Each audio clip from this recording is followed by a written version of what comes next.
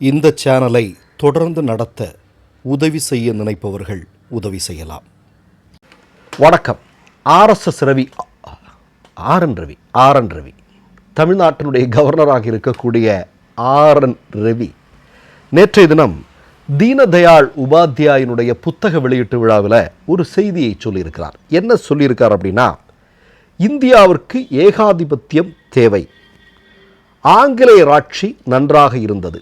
இப்படி Karl Marx என்று சொல்லக்கூடிய உலகின் தலைச்சிறந்த மனிதர் இருக்கிறார் அல்லவா, தலை சிறந்த அறிஞர் இருக்கிறார் அல்லவா, அவர் சொல்லியிருக்கிறாரு அப்படின்னு ஆர்.என். ரவி ஒரு செய்தியை சொல்லியிருக்கிறார்.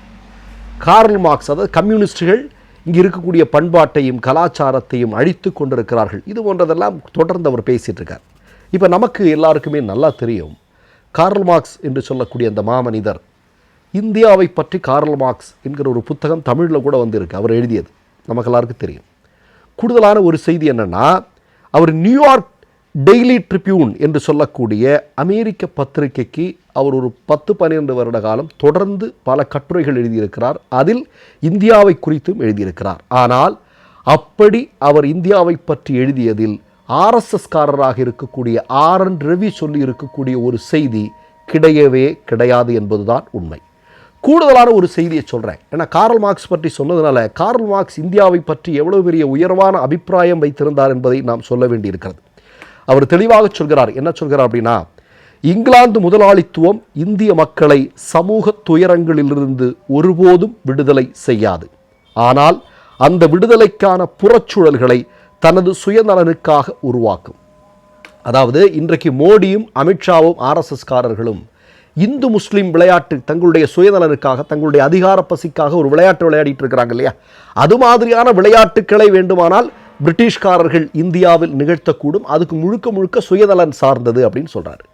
கூடுதலான ஒரு செய்தியை சொல்கிறேன். என்னென்னா, 1857 நமக்கெல்லாம் தெரியும், இந்தியாவுடைய முதல் சுதந்திர போர். அதற்கு முன்னாடி வீரன் அழகுமுத்துக்கோன் தலைமையில் தமிழ்நாட்டில் எல்லாம் இந்த மாதிரி கிளர்ச்சிகள் நடந்திருக்கு. ஆனால் வரலாற்று ரீதியாக 1857 முதலாக பிரிட்டிஷாருக்கு எதிராக ஒரு மிகப்பெரிய கலகம் வெடிக்கிறது. நமக்கெல்லாம் தெரியும், சிப்பாய் கலகம். அவர் அதை தெளிவாக சொல்கிறார், அது சிப்பாய் கலகம் அல்ல, அது தேசிய கிளர்ச்சி என்று பதிவு செய்யக்கூடியவர் இதே மாமேதை கார்ல் மார்க்ஸ்.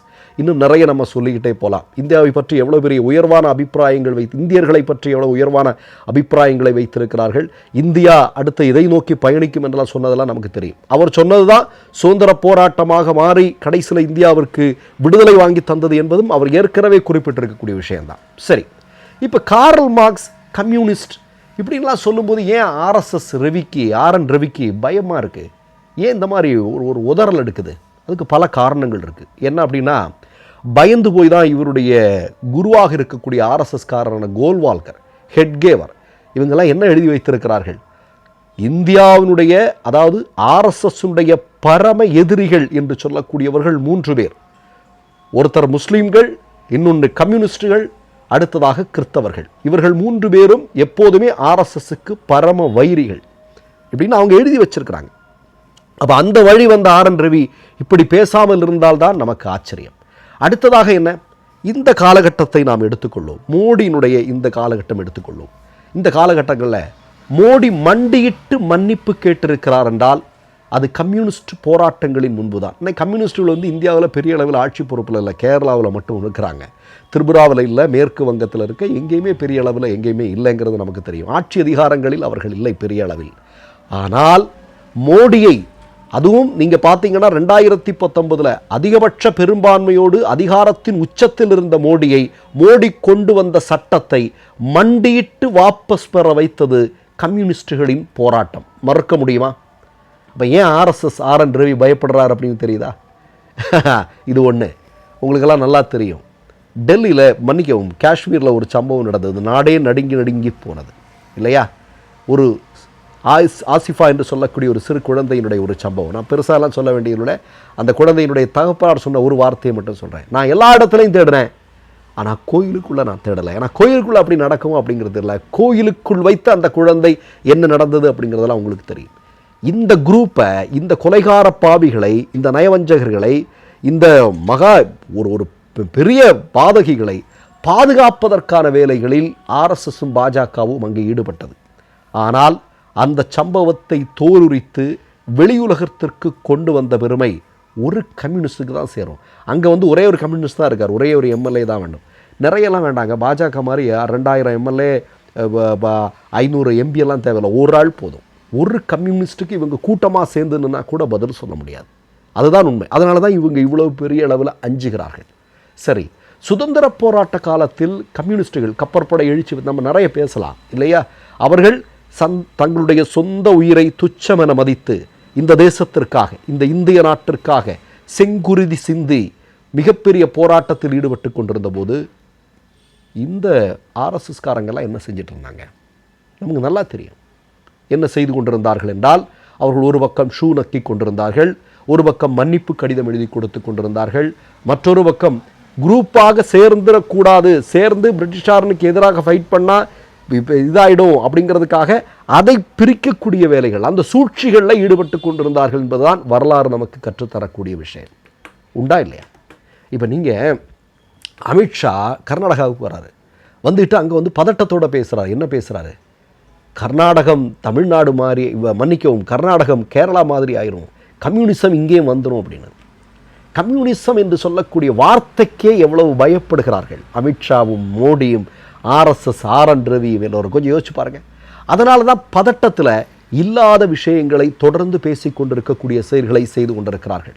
ஒன்றை சொல்லிக்கொள்ள வருகிறேன். இவருடைய, அதாவது ஆர்எஸ்எஸ்னுடைய, அவர்கள் ரொம்ப பூஜிக்கக்கூடிய ஒரு நபர் முசோலினி, உங்களுக்கெல்லாம் தெரியும் இல்லையா? மூஞ்சா போய் பார்த்தது முசோலினியை தான். முசோலினியை பார்த்தா அங்கிருந்தா கடன் வாங்கி தான் ஆர்எஸ்எஸ்ங்கிற சித்தாந்தத்தை உருவாக்குறார் அப்படிங்கிறதெல்லாம் நமக்கு தெரியும். முசோலினிக்கும் ஒரு குரு இருக்கிறார். அது யார் அப்படின்னு பார்த்தீங்கன்னா ஹிட்லர். ஹிட்லரை வீழ்த்தியது செஞ்சேனை படை இல்லையா? உலகின் மிகப்பெரிய, இன்றளவிலும் உலகின் மிகப்பெரிய கொடுங்கோலன் என்றால் ஹிட்லர் தான். அந்த ஹிட்லரையே வீழ்த்தியவர்கள் கம்யூனிஸ்டுகள். அப்படி இருக்கும்போது ஒன்றுமே இல்லாத ஆர்எஸ்எஸ், ஒன்றுமே இல்லாத பாஜக என்ன செய்யும்? பதறும், பயப்படும். அதனால் இல்லாத பொய்கள் எல்லாம் பேசிக்கொண்டிருப்பார்கள். ஆனால் அதெல்லாம் கம்யூனிசத்திற்கு முன்னால் ஒன்றுமே அல்ல என்பதை காலம் தெரிவித்து கொண்டே இருக்கும். மற்றொரு நிகழ்வில் சந்திப்போம். நன்றி, வணக்கம். 3 யூடியூப் சேனல்கள் வியாபாரத்திற்கு இருக்கிறது. தேவைப்படுபவர்கள் இந்த எண்ணுக்கு தொடர்பு கொள்ளுங்கள்.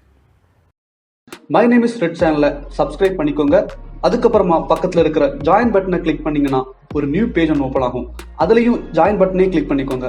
அதில் பார்த்தீங்கன்னா credit card, debit card options இருக்கு. இதில் உங்களுக்கு விசா, மாஸ்டர் கார்டு, ரிப்பே அப்படின்னு 3 ஆப்ஷன்ஸ் கொடுத்துருக்காங்க. அதில் நீங்கள் எந்த கார்டு சூஸ் பண்ணுறீங்களோ அந்த கார்டோட நம்பர் என்டர் பண்ணிக்கோங்க. அப்புறமா கார்டோட வேலிடிட்டி மந்த் அண்ட் இயரை டைப் பண்ணிக்கோங்க. அடுத்தபடியாக உங்கள் கார்டோட பின்னால் சிவிசி கோடுன்னு சொல்லிட்டு 3 நம்பர்ஸ் கொடுத்துருப்பாங்க. அந்த நம்பரை இதில் என்டர் பண்ணிக்கோங்க. அப்புறமா அட்ரஸ் அண்ட் இன்ஃபர்மேஷன் என்டர் பண்ணிட்டு பைங்கிற பட்டனை கிளிக் பண்ணிக்கோங்க.